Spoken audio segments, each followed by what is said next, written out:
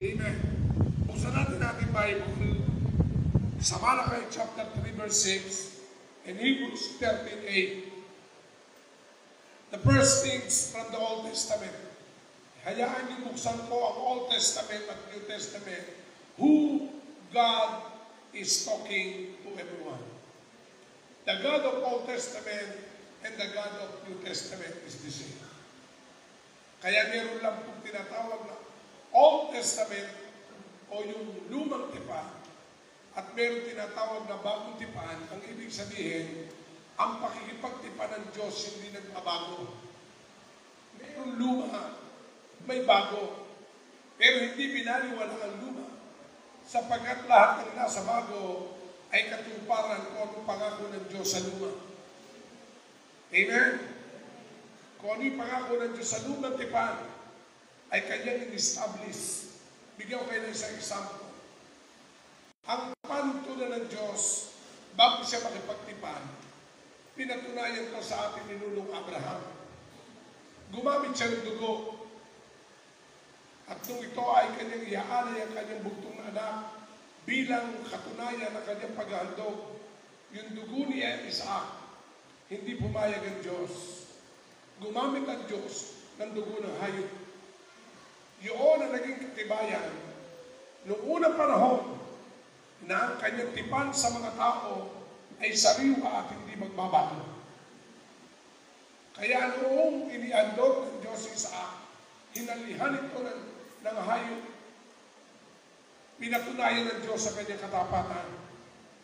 Pero pagdating ng New Testament, nagbububuli ng dugo, pero hindi ng hayop, kundi ng bugtong niyang anak, upang higit na ipangamangyari ang dakilang pangako ng Diyos.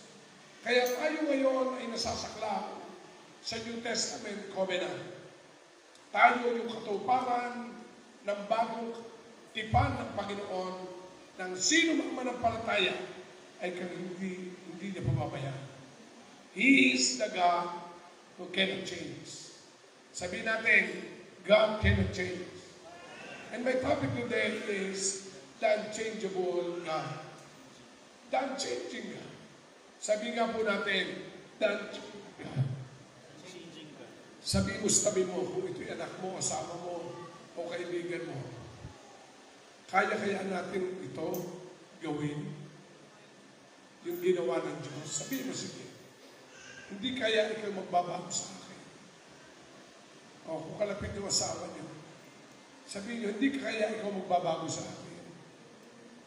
O titigan mo, kahit ako'y makulit. O diba?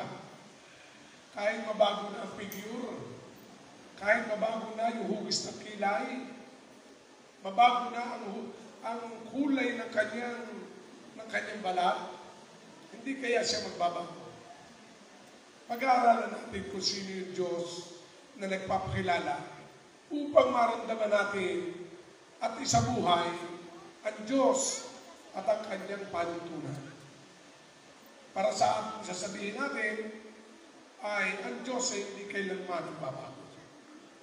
Kaya naalala ko po yung si Elijah at Elisha. Nung sila ay pinangakuan ng Diyos, yung kanyang ama sa pananampalataya ay kukuhanin ng Diyos. Si Elijah, ang ganda rin sinabi ni Elisha, habang ako'y nabubuhay, kung saan ka naroon, paroroon din ako. Winiga din yun ng isang babaeng kainan. Amen? Hello? Nagre-reflect sa kanyang katauhan yung Diyos na kanya nakilala at yun ang winiwoy kanya. Ano man ang nararamdaman ko, hindi ako magbabago sa Diyos. Yung tila hindi niya sinasagot ang prayer ko, pero hindi kailanman magbabago ang Diyos sa kanyang pangako. Okay, basahin natin. Malachi 3 verse 6. I, the Lord, I do not change. So you, the descendant of Jacob, are not destroyed. Ang Israel ay nagkaroon ng kasalanan during that time sa Book of Malachi. Dalawa ang major sin na nasulat sa aklat po ng Malakay. The first one ay ang family problem. Kaya pinagtibay ni Prophet Malakias na ang babae at lalaki pag ito ay pinagsama ng Diyos, anuman ang mangyari, hindi siya paghihiwalayin ng problema. Amen? Amen po ba? Ikalawa na naging problema sa bukod Malakay ay ang hindi pagbibigay ng kanilang ikapu sa Panginoon. Kaya ang bansang Israel ay nasa tiyan sa kahirapan. Pero kahit ang Israelita ay magkadiga sa ulo, ang Diyos pa rin ay hindi nagbago sa kanila. Sabihin mo, get mo? Wala ni isang makatatayo sa unahan na 100% nakatupad sa panuntunan ng Diyos. Kahit ang Indonesia, kahit sinong matalino at marunong na tao sa Biblia, hindi lahat kaya niya sundin sapagkat tayo ay sangkap natin ang lumang katauhan bilang tao. Pero ang nakatutuwa sa Diyos, kahit tayo ay mayroong ganong katangian, ang katangian ng Diyos naman sa iyo, hindi ako magbabago sa iyo. O sabihin mo, ano mang nararamdaman mo, ano mang tinaranas mo, ano mang pinagdaraanan mo, hindi ako magbabago sa iyo. Yan ang sabi ng Panginoon. Kaya ang sabi sa Malakay, I, the Lord. Imagine, He is talking of Himself, I, the Lord. I cannot change. Kasi para bang Israelita ay nagbubukmo, nagkakaroon ng self-pity, nagkakaroon ng self-condemnation, na tila ayaw na nila humarap sa Diyos, ayaw na nila makapag-uusap sa Diyos, ayaw na manalangin sa Diyos, dahil nakita nila sa kanilang sarili ang imperfection. But the Lord is talking to this verse. I, the Lord, I do not change. Kaya ng oras na yun, muling bumangon ang Israel. Nako niyo po ba? Alam niyo po ba ang isang problema natin sa COVID? Yung pinatawad ka na ng Diyos, ang hindi mo ginagawa ay patawarin mo sarili mo. Yung kinalimutan na ng Diyos, ikaw lang hindi makalimot. O sabihin mo, limot na ng Diyos yun eh. Pinatawad ka na ng Diyos. Ang problema, ayaw mong tanggapin at ayaw mong lakaran. Amen. Lagi pa umieko-eko ang iyong bukas, ang iyong nakaraan. Kaya ito ang sabi ko minsan sa aking prayer. If the enemy reminding you about your past, tell the enemy about your future. Your future is shining because God cannot change. Amen? Amen po ba? Kaya alam niyo, minister ako ng Diyos sa loob ng isang linggo sa pamagitan nito. Kaya nalit ako magsabit ni Ronda. Hinihingi niya. Tatay Bishop, nasa outline. Kahapon ko lang yata na kompleto. Kasi gusto kong nguya-nguyain yung pahit na. By the way, God is talking to me when I prepared this message. And I'm so blessed. Nais ko mapagpala ang pamilya natin. Kasi minsan ang pamilya natin gano'n, hindi malimutan ng asawa ang ginawa ng asawa niya. Hindi malimutan ng babae ang ginawa niyang asawa lalaki. Hindi malimutan ng nanay ang ginawa ng kanyang mga anak. Hindi malimutan ng mga anak ang ginawa ng kanyang magulang. Kaya ang Diyos na hindi nagbabago ay hindi makakilos sa kanyang pamilya. Kaya after this message, iwanan natin lahat. Ang Diyos ay hindi nagbabago sa iyong pamilya, sa iyong asawa, sa iyong anak, sa buong sambayan. God cannot change. Huwag tayong maging alipin ng nakalipas. At yun ang magiging dahilan upang hindi natin maranasan ang hindi nagbabagong Diyos. Dahil hindi mo malimutan ang tatak ng kahapon na dapat ay nilimot na. Ano sabi ni Prophet Isaiah? Forget the past, I'm doing new things. Sabi nga natin, I'm doing new things. Kaya may mga bagong bagay. So dito, makikita po natin one of my greatest testimony in 1984 when I received the Lord. Another verse, Hebrews 13:8 from the New Testament. Jesus Christ, minention una, ang minention niya, I the Lord, God the Father. God the Father is talking to the Israelites. I the Lord, sabi ng Malachi. Pagdating ng Hebrews 13:8, Jesus Christ is the same yesterday, today, and forever. So, wag mong alalahanin yung forever. Dahil ang Diyos ay hindi nagbabago, lalo-lalo na sa forever mo. Sabihin mo, bahala ang Diyos sa forever mo. Kasi ito, mga nanay na nag-iisip nito at magulang, nako, paano na ang aking mga anak? Diba? Forever. Amen. Paano ko na mapapag-aaral ang aking mga anak? Forever. Ano ang buhay namin? Forever. Pero ito sabihin ko sa iyo, ang Diyos na nakalipas, ang Diyos ngayon, ang Diyos na forever, ay isa, hindi nagbabago. Kung hindi ka pinabayaan yesterday, hindi ka pabayaan today, hindi ka pababayaan ng Diyos forever. Pwede ba natin palakpakan ng Diyos na hindi nagbabago? Amen? Kaya hindi siya nagbabago. Jeremiah chapter 1 verse 5, there's a blessed verses. Bago ko pa ipinaglihi, o sino dito ang nanay na naglihi pa sa kamay? Sino ang pinaglihi mo? Yung anak mo. O diba? Hindi ko lang alam kung saan ako pinaglihi ng nanay ko eh. Saan mo pinaglihi si Seya? Sa balot. Puto pao. Ha? Puto pao. Puto pao. Puto pao. O, bibili kita ng puto pao mo. Kaya pala maputi. Sa makikita natin, yung pangako ng Diyos ang ganda eh. Basahin mo. Sabay natin basahin. Bago ka pa ipinaglihi. Ibig sabihin, hindi ka pa pinaglilihi, wala pa. Wala ka pa sabihan. Amen. Kasi sinasabi dito bago. Pero mo yung Diyos na yan.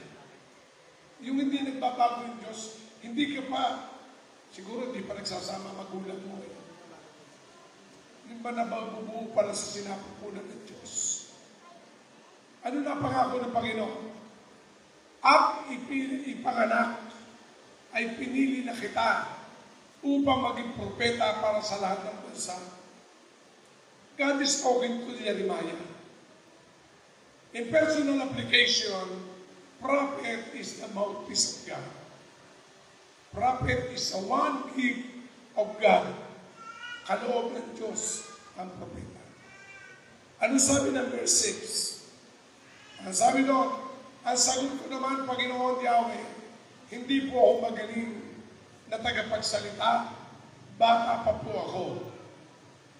Ano sabi ng verse 6? 7. Subalit ang sabi niya sa akin, huwag mo sabihin, bata ka pa.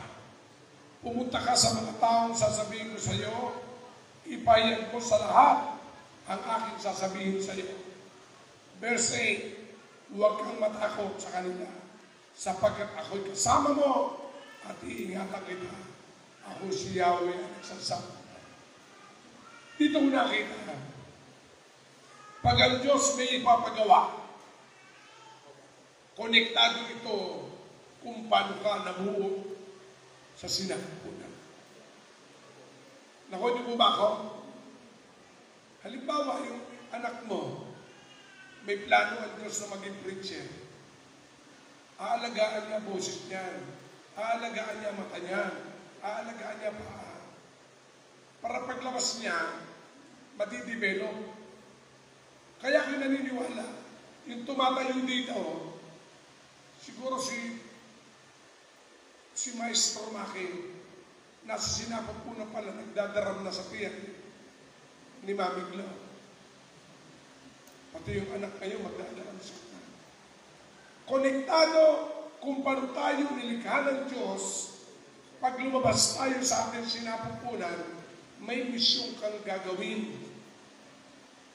May disenyo ang Diyos na gagawin sa iyo. Ito man ay sa church, ito man ay sa profesyon, ito man ay sa iyong tawag, kung ito ay pampamilya. Kaya ang Diyos, the all-knowing, the unchangeable, makikita natin, from the very first time of your breath, God cannot change. Even into the last breath of your life, God cannot change. Yung hininga mo, mula nung una hanggang sa katapusan, alaga ng Diyos yan. So, ano dapat natin gawin? Ipagkatiwala natin ang buhay natin sa Diyos na hindi nagbabago. Amen? Kaya natin itinuturo sa mga community ang Diyos na makapangyarihan, ang Diyos na hindi nagbabago, upang ang ating buhay ay doon natin ilagak. Doon tayo magtiwala. Hindi doon sa ating kinikita, hindi doon sa ating tinatangkilik. Lahat ng yan ay nawawala. Lahat ng kulay na yan ay nababago. Pero habang tayo nasa lupa, tinuturuan natin ang buong pamilya ng Life in Christ na ilagay at isalig ang buhay sa Diyos na hindi nagbabago. Magbago man ang lahat, sigurado ang buhay mo. Dahil ang Diyos na pinaglaga ka mo ng buhay ay hindi nagbabago. Sabihin natin, ihandog mo na ang buhay mo. Amen? Ihandog mo na. Hindi ito religion na pag ikay dumalo at nagandog ng buhay, nagbago ka ng reliyon. No. Nagbago ka lang ng direksyon at relasyon sa Diyos. Amen? Kasi akala ng marami, pag niyayaya sa Bible study, hindi ako dadalhin dyan kasi may sarili na reliyon. Pero tanungin mo, wala namang alam sa Bible. Pumupunta ng simbahan, ang dala, pitaka. Minsan nandun pa sa pinto, sinasabi ko, ang tagal naman, hobby ni Pater. Baka ako'y ubusan ng save me sa SM.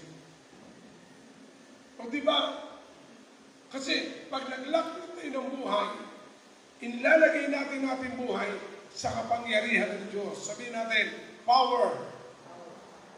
So that is the number one, the unchanging God for His promises.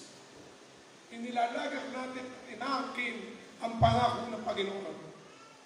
Sabihin natin, promises. Sabihin natin, promises. Ang Diyos ay nangako sa iyo at sa akin. I received the Lord Jesus Christ as my personal Savior at the age of 22, 1983. In between 1983 and 1984, sa isang eskwelahan sa Maynila, sa Arroyo High School. That time ako'y nagtatrabaho sa matatag na kumpanya. Ang San Miguel, doon ako nakadestino. Umulan at umaraw, may sweldo, may bigas. In 1984, sabi ko, ano ba buhay ng tao? Dito naman matatapos. Ang gulo ng buhay ko no, kasi nagkakaroon ng collective bargaining agreement. galit sa akin ang abogado, galit sa akin ang company. Pero nung marinig ko sa Bible teacher ito, ang sabi ng Bible teacher, nando kami sa kantin, na nagrema sa akin puso, kung nasubukan mo na ang lahat, hindi ka nagtagumpay, subukan mo si Jesus na hindi nagbabago.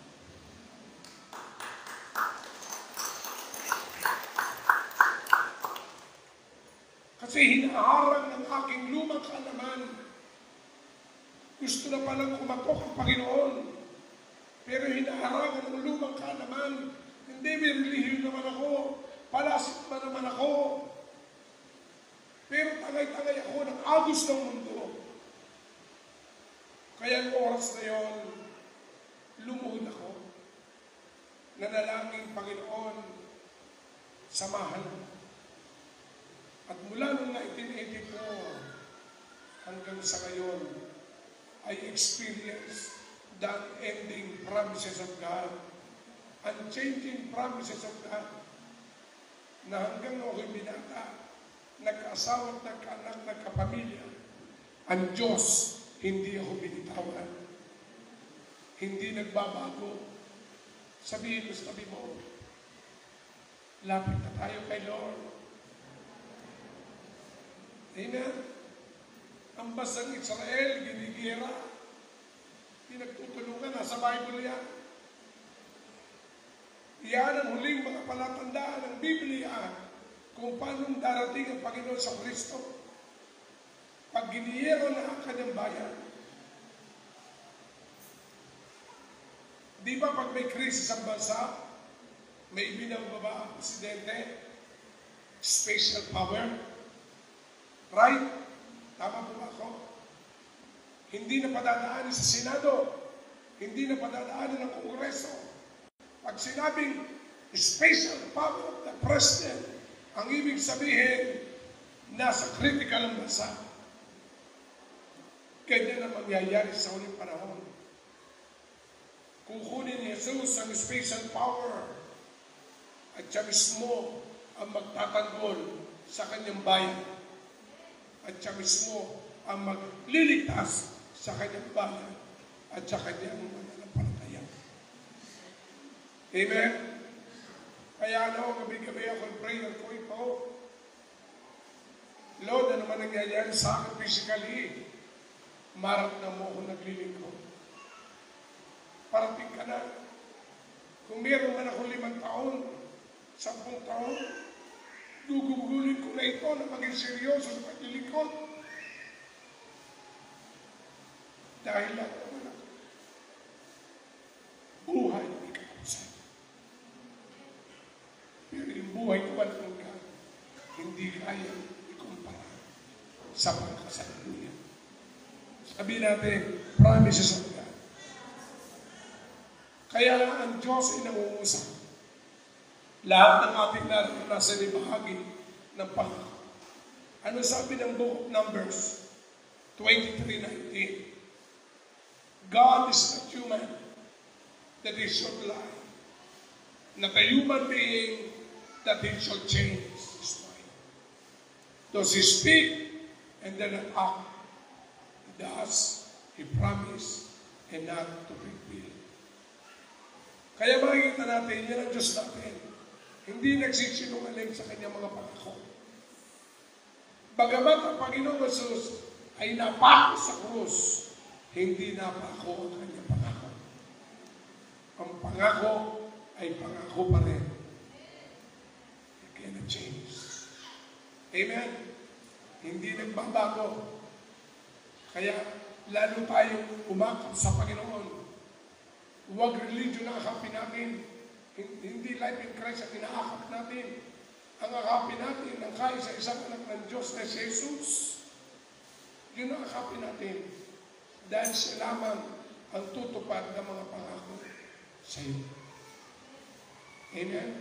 Kasi iban, inaakap ang religion. Inaakap ang kinakisnan.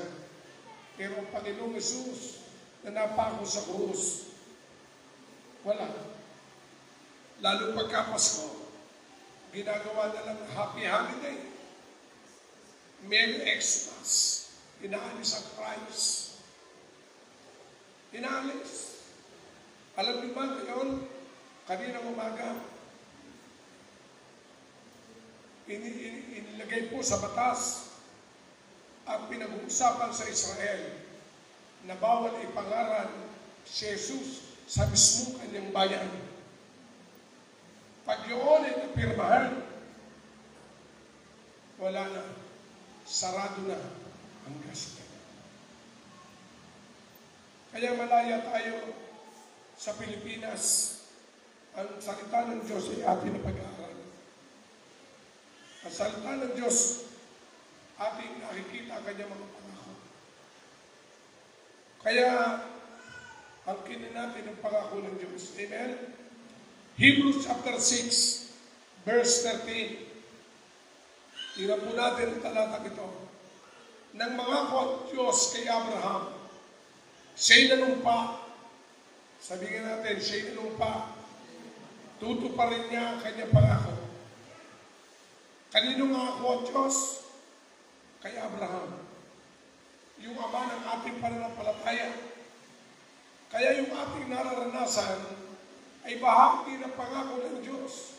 At tingnan niyo, siya'y nangako, siya'y nanumpa, natutuparin niya ang kanyang pangako.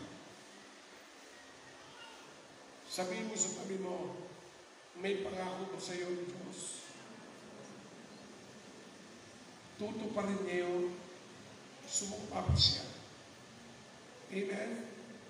O sabihin nga natin lahat sa sarili, mention mo pangalan ko, GB. Tutuparin ng Diyos ang pangako sa iyo. O sige, sabihin mo sa sarili mo. Your name. Your name. Tutuparin ng Diyos yun. Amen? 10 years ago, umuupa tayo. Wala naman tayong milyonaryo. Wala naman tayong Koreano at Amerikano. Pero ang pangako ng Diyos, bibigyan tayo ng bahay sa bahay. Imagine. Naku niyo po ba?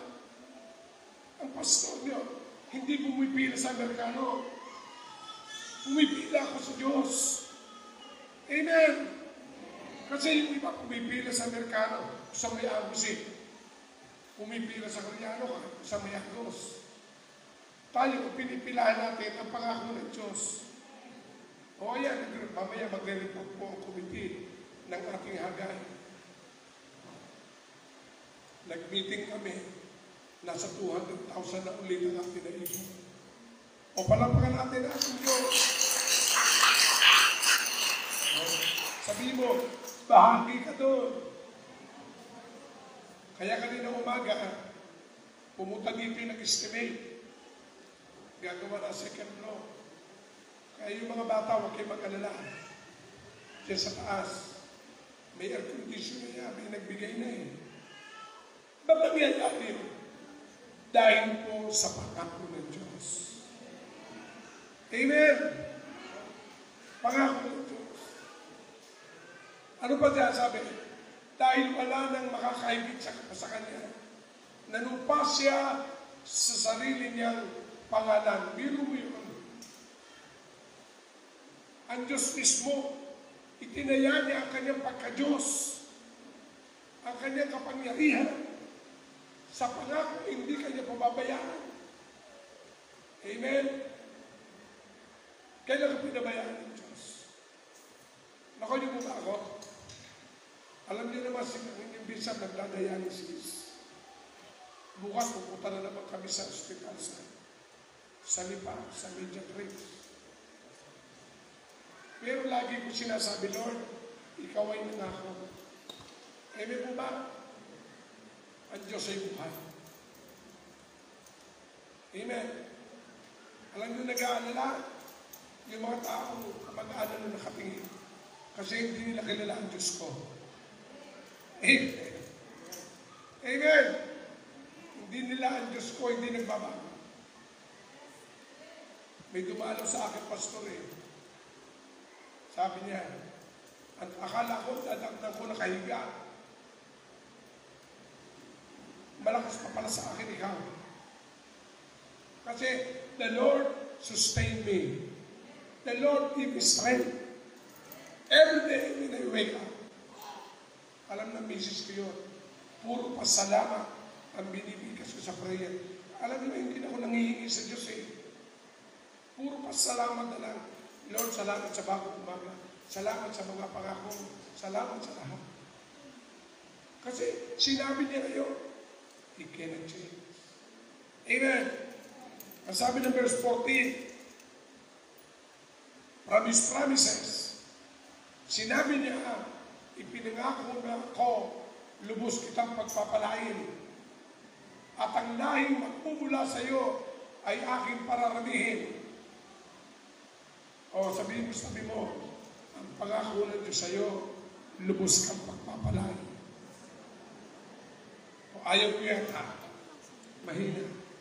Yung nasa likod, sabi mo, lubos kang pagpapalain. Ang lahi mo, magmumula sa iyo, ay aking pararamihin. Oh. Amen? Eh, lagi natin uusalin yun. Verse 15. Ano sabi? Ito ngayon ang ating bahagi. Yung una, pangako ng Diyos. Ito yung bahagi natin. Ano ang bahagi natin? Matiyagang naghintay si Abraham at natanggap naman niya ang pinangako sa kanya.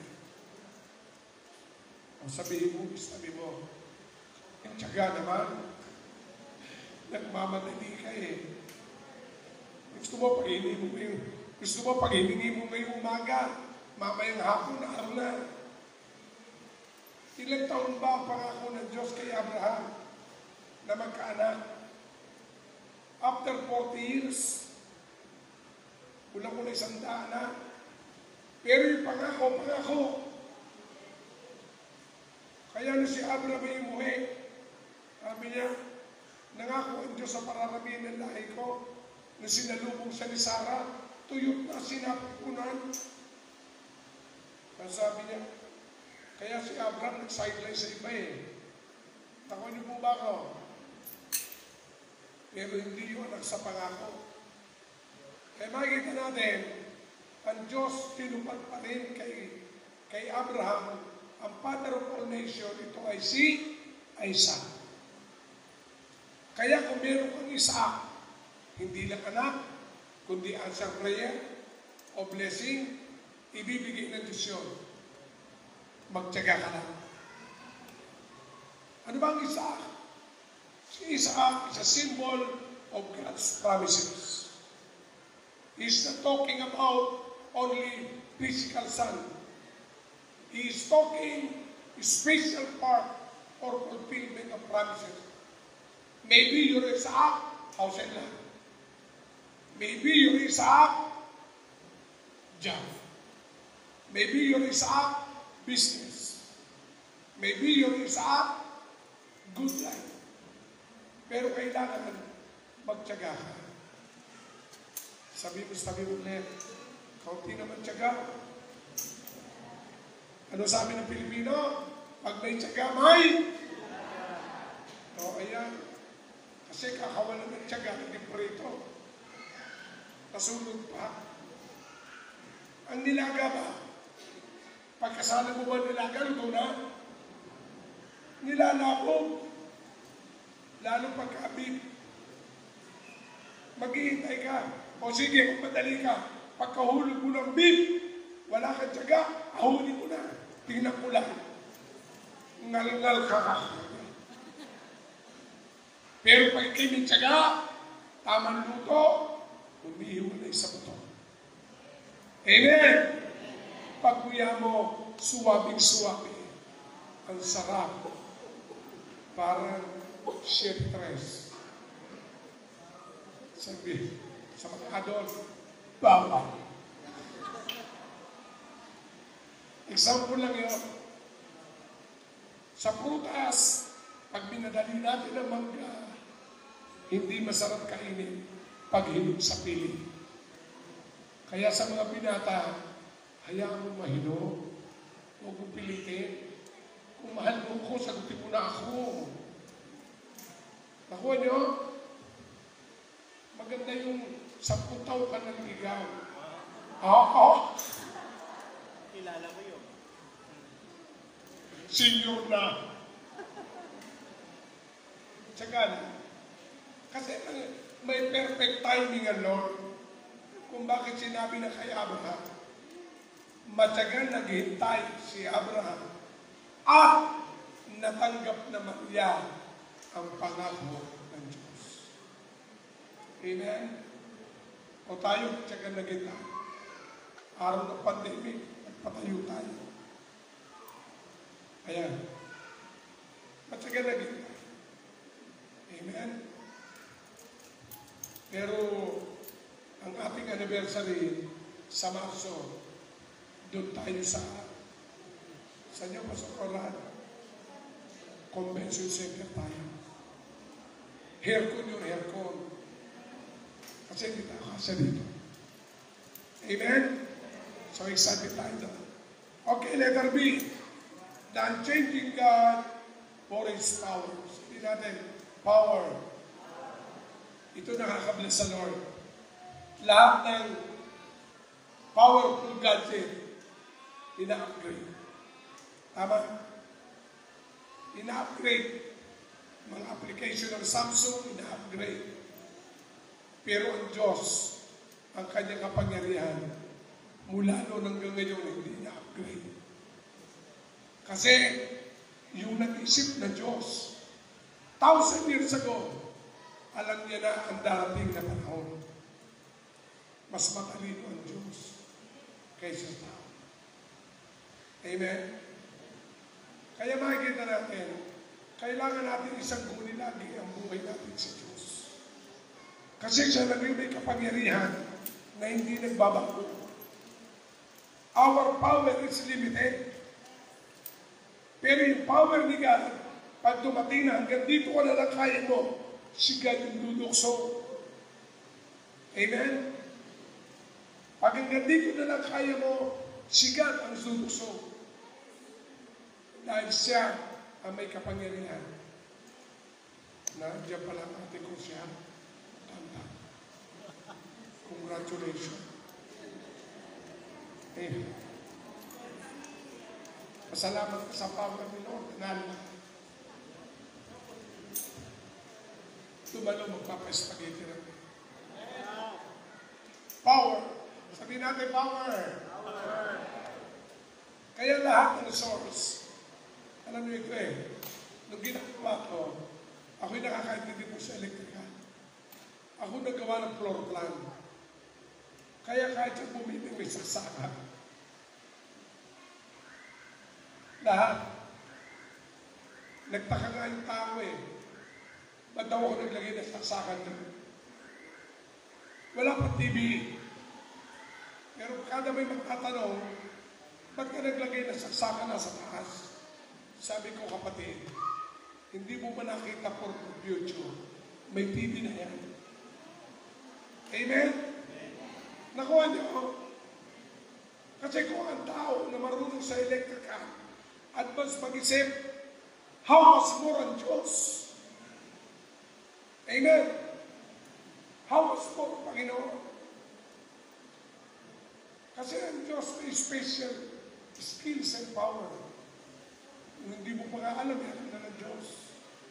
And what we need, 24:13 ng Matthew, then will appear the signs, the Son of Man, in heaven. And then all the people of the earth will mourn when they see the Son of Man coming on the clouds of heaven with power and great joy. Kaya sa huling panahon, isang power lang kailangan natin.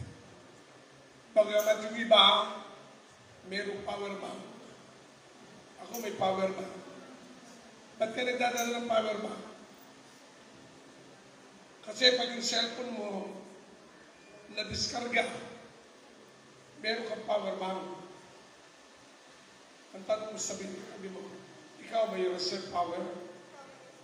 Minsan kasi tayo lumpat na eh. Hindi tayo makamove. Kailangan meron tayo extra energy connected to God. Amen? Kasi ano sabi ng Bible? It's not by might, nor by power, but by the Spirit, said the Lord. Yung mga nagtatrabaho, umaga pa lamang pagpasok nyo ng online, opisina, switch on to the power of God. At ako'y naniniwala, maghapon, energize ka pa rin. Hindi ka mapapagod. Amen? Palampakan natin ang Panginoon. Shortcutting ko na po. And letter C. O before letter C, basahin po natin Isaiah 46.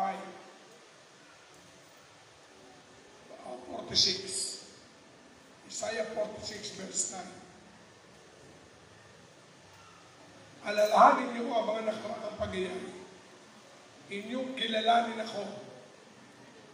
Ako lamang ang Diyos at malabit sa akin ay wala nang iba. So makita natin ito siya nagpapakilala. Amen? Sa ating kapanahonan, the only God as the source of everything. The promises, the power, we need to live araw-araw. Huwag tayo magtiwala sa lakas ng tao. Bagamat kailangan din natin yan. Pero only God. Nakita niyo yung miracle sa Matthew, sa John chapter 5. Kung di ko nagkakamali, sa ilog ng Siloe, meron doon sinabi ang Bible, taon-taon bumababa ang anghel. Ang unang lumusong doon sa pool, gumagaling. Meron sa crippled man, for more than 30 years, ay lumpo. Naghihintay, taon-taon, ng bababang anghel upang galawin ang tubig. Pero dahil sa lumpo at lahat ng tao ay nangangailangan, walang magdala sa kanya. Walang mag-akay. Pero ito napakabuti kay Jesus. Si Jesus mismo bumaba at lumapit sa kanya. Hindi mo na kailangan pumunta doon. Doon ang hell ang hinihintay. Akong nasa harapan mo ay si Jesus na mismo magpapagalit sa iyo. Amen? Minsan, meron tayong pool na inaasahan sa ating buhay. Maybe your job, maybe your wisdom, maybe your business. But don't overtrust to the temporal. Pansamantala lang yan. Ibigay mo at ipagkatiwalaan sarili mo sa Diyos may kapangyarihan sa lahat. Amen? So, punta po ako doon sa letter C. The unchanging God for His love. Sabihin natin, love.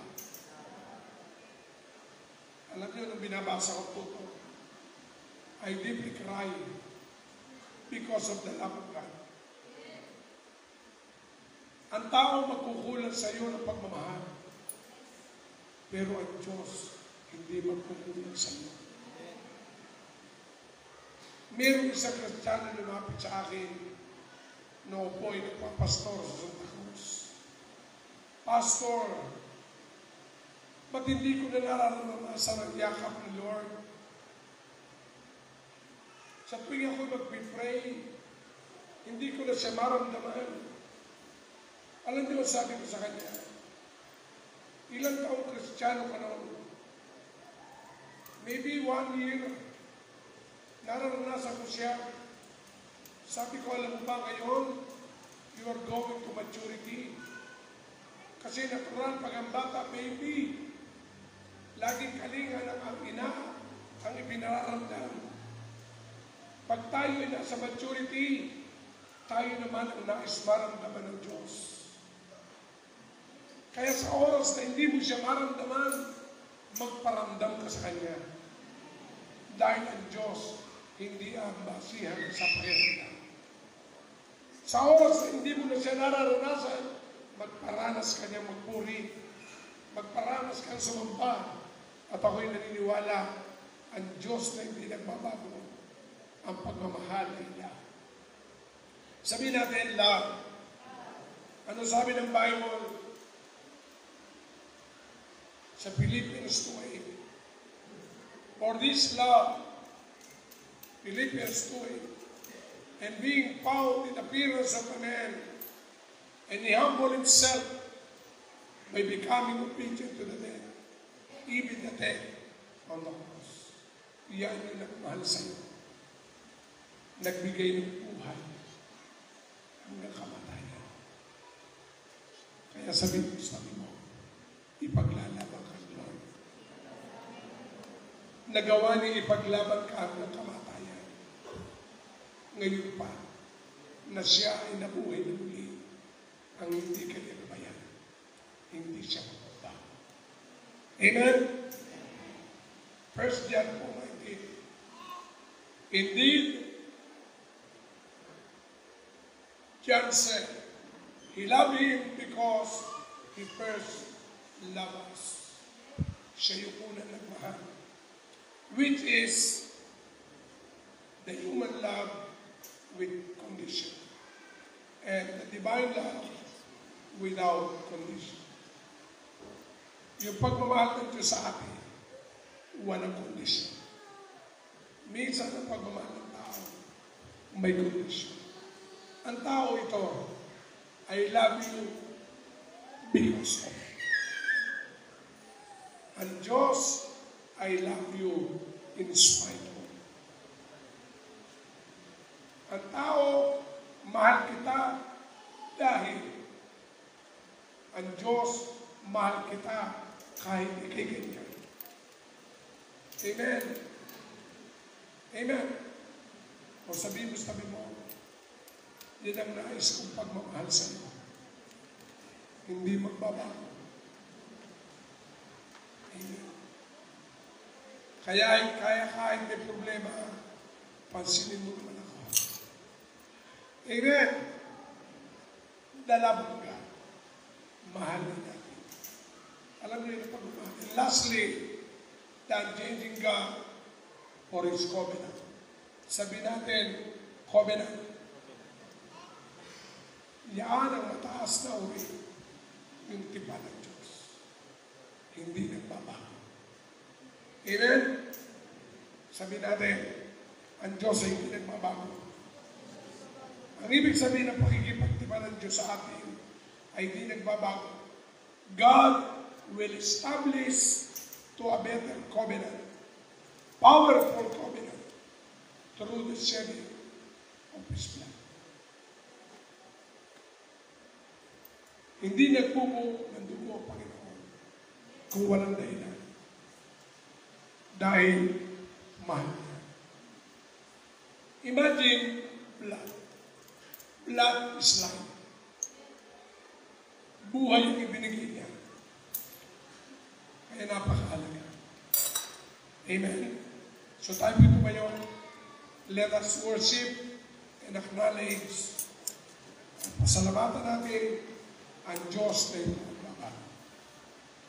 Sa mga first timer, pwede po bang kayo ay anyayahan namin sa unahan?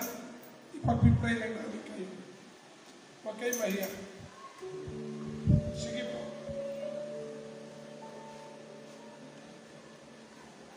Sige po, huwag po kayo mahiya. Nais namin kayo ipag-pray.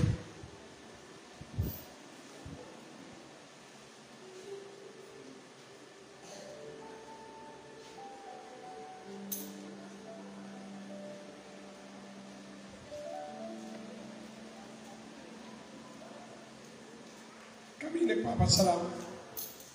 Una, pasalamatan nyo yung nag-invite.